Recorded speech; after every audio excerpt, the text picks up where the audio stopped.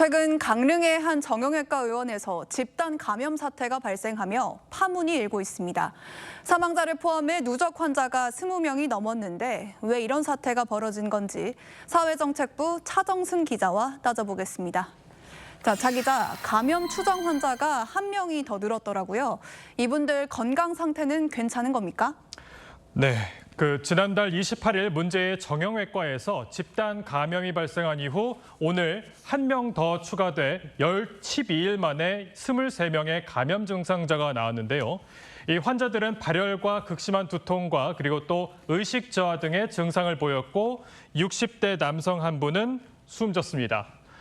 환자 대부분이 60대 이상이고 중환자실 입원 환자도 5명이라 사실 굉장히 걱정스러운 상황입니다. 이 보건당국은 해당 병원에서 같은 시술을 받은 663명을 대상으로 이상 징후를 감시하고 있습니다. 이 환자들이 모두 허리 통증 완화 시술을 받았다고요?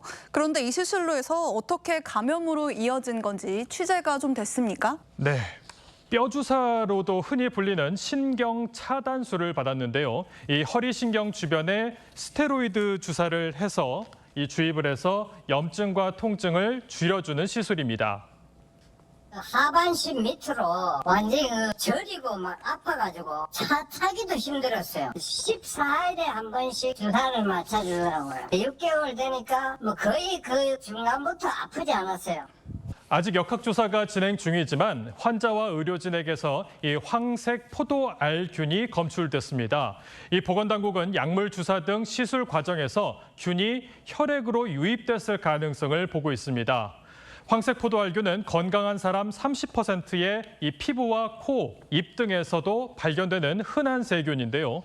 이 세균이 혈액이나 중추신경계 등으로 유입이 되면 폐혈증 같은 중증 감염으로 이어질 위험이 있습니다. 그러니까 이 시술에 쓰인 주사나 의료기구 이런 것들 때문에 집단 감염이 일어났을 가능성이 높다고 봐야겠네요. 네, 황색 포도알균은 크게 두 가지로 나뉩니다. 항생제 내성이 있는 경우 치료가 까다롭기 때문에 제4급 법정 감염병으로 지정해 관리됩니다. 하지만 이번에 집단 감염을 일으킨 원인균은 항생제 내성이 없는 균인데요. 이 손 씻기와 소독, 멸균 같은 기본 예방 조치가 그만큼 부실했다는 방증이 될 수 있습니다.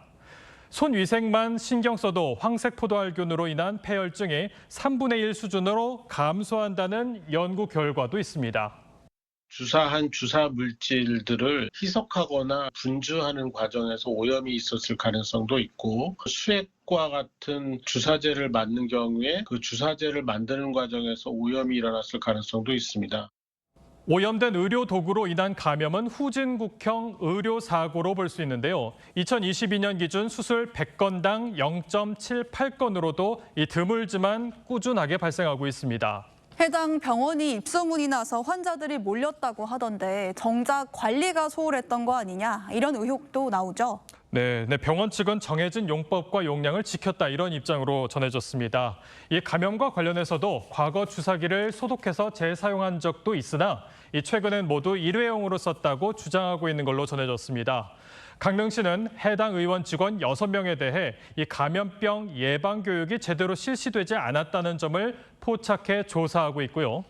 아울러 환자들과 의료진, 주사기 등에서 나온 균의 유전자를 분석하고 있습니다. 이 모두 동일한 균주로 판명이 될 경우 해당 병원의 의료법 위반 여부를 면밀히 조사할 계획입니다. 네, 보건당국의 조사 결과 다음 주 초에 나온다고 하죠. 추가 피해가 없었으면 좋겠습니다. 차 기자 잘 들었습니다.